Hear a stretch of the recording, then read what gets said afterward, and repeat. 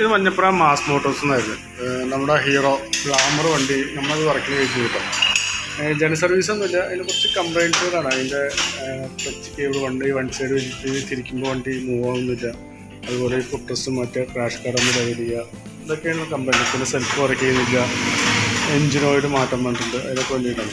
ഇപ്പോൾ നമ്മൾ engine oil മാറ്റാൻ വേണ്ടി അയച്ചു വെച്ചിട്ടുണ്ട്. എഞ്ചിൻ ഓയിൽ നോക്കുമ്പോൾ തീരെ ലെവൽ നല്ല രീതിയിൽ കുറവാണ്. ആകെ 900 മില്ലി ഓയിൽ വേണ്ടടുത്ത് ആ ഒരു 100-200 മില്ലി ഓയിലുണ്ട്.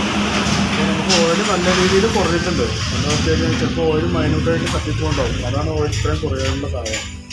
അപ്പോൾ നമുക്കിത് എന്താ ചെയ്യേണ്ടതെന്ന് വെച്ച് കഴിഞ്ഞാൽ ഒരു 1000 കിലോമീറ്റർ കഴിയുമ്പോൾ നമുക്ക് ജസ്റ്റ് ഒന്ന് ഓയിലൊന്ന് ചെക്ക് ചെയ്യാൻ കഴിയും. അപ്പോൾ നമുക്ക് എന്തായാലും കുറയുന്നത് നമ്മൾ ചെക്ക് ചെയ്ത് നോക്കണം. എന്താ അങ്ങനെ കുറയുന്നുണ്ടെങ്കിൽ അതൊരു കംപ്ലൈൻറ്റാണ്.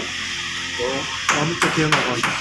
അതുപോലെ നമ്മൾ ആ സെൽഫ് വർക്കിംഗ് അല്ലായിരുന്നു, അപ്പോൾ ആ സെൽഫ് മോട്ടറിൻ്റെ കംപ്ലൈൻറ്റാണ്. അപ്പോൾ മോട്ടർ ചെക്ക് ചെയ്യാൻ വേണ്ടി അയച്ചതാണ്. നോക്കുമ്പോൾ അതിനുവേണ്ടി മോട്ടറിൻ്റെ ബ്രഷിൻ്റെ കാർബണൊക്കെ ഫുള്ളായിട്ട് തേങ്ങിട്ട് പൊട്ടിപ്പോയിരിക്കുകയാണ്. അതുപോലെ ഇതിൻ്റെ ഈ സ്ക്രൂ ഇവിടെ അഴിഞ്ഞ് പോകുന്നില്ല, നല്ല രീതിയിൽ ടൈറ്റാണ്, പൊട്ടിയിട്ടാണ് അഴിഞ്ഞ് പോലെ നോക്കുന്നത്. അപ്പോൾ നമുക്കതിന് ശരിക്കും പറഞ്ഞാൽ സെൽഫ് മോട്ടർ മാറ്റണം. മോട്ടർ മാറ്റി കഴിഞ്ഞാലാണ് ആ സെൽഫ് കറക്റ്റായിട്ട് വർക്കിംഗ് ആവുന്നത്. സെൽഫ് മോട്ടർ അതുപോലെ സ്പ്രിങ്ങൊക്കെ പൊട്ടി കിടക്കുകയാണ്.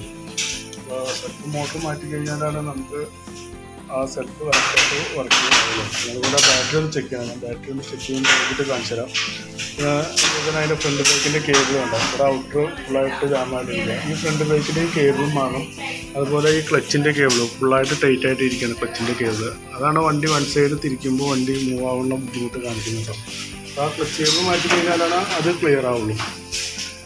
പിന്നെ അതുപോലെ തന്നെ ഈ ക്രാഷ് കാർഡൊന്നും ഇവിടെ ലെവൽ ചെയ്യാൻ വന്നിട്ടുണ്ടാകുന്നു, ലെവൽ ചെയ്യുക, ക്ലിയർ ചെയ്യാം. അതുപോലെ തന്നെ നമ്മൾ ആ ബാറ്ററി ഒന്ന് ചെക്ക് ചെയ്യുന്നുണ്ട്. ഇരിക്കുന്നത് ആംബ്രോണിൻ്റെ 2021 മോഡൽ ബാറ്ററിയാണ് ഇരിക്കുന്നത്. അപ്പോൾ നിലവിൽ നമുക്ക് സെൽഫ് വർക്ക് ചെയ്യുന്നുണ്ടായിരുന്നു. അപ്പോൾ മോട്ടർ മാറ്റി വെച്ചിട്ട് വേണം നമുക്ക് സെൽഫ് ഇനി കറക്റ്റായിട്ട് ചെക്ക് ചെയ്യാം. അപ്പോൾ നമുക്ക് ബാറ്ററിക്ക് എന്തെങ്കിലും കംപ്ലൈൻറ്റ് ഉണ്ടോ എന്നുള്ളത് അപ്പോഴേ അറിയുള്ളൂ. അപ്പോൾ നമ്മൾ സെൽഫിൽ ആ മീറ്റർ വെച്ചിട്ട് ബാറ്ററിയുടെ കണ്ടീഷൻ ചെക്ക് ചെയ്ത് പോകുന്നുണ്ട്. അതിൻ്റെ വോൾട്ടൊക്കെ നോക്കുമ്പോൾ 12.74 വോൾട്ട് കാണിക്കുന്നുണ്ട്.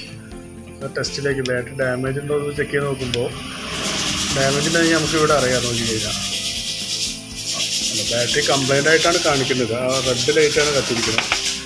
ബാറ്ററി നിലവിൽ കംപ്ലൈൻ്റ് ആയിട്ട് കാണിക്കുന്നുണ്ട്. അത് മോട്ടർ മാറ്റി വെച്ച് നോക്കാം. ഇപ്പോൾ സെൽഫ് കറക്റ്റായിട്ട് വർക്കിങ് ചെയ്യുന്നുണ്ടെങ്കിൽ പിന്നീട് കംപ്ലൈൻറ്റ് കാണിക്കുമ്പോൾ മാറ്റിയാലും മതി കേട്ടോ. ഇതിപ്പോൾ നിലവിൽ വരുന്ന വർക്കിൻ്റെ ഒരു എസ്റ്റിമേറ്റ് പറയാം. ഫുട്രസ്റ്റ്, അതുപോലെ clutch cable, front brake cable, self motor, engine oil അടക്കം വരുന്ന എസ്റ്റിമേറ്റ് പറയാം. നോക്കിയിട്ടൊന്ന് റിപ്ലൈ ചെയ്താൽ മതി. ഓക്കെ.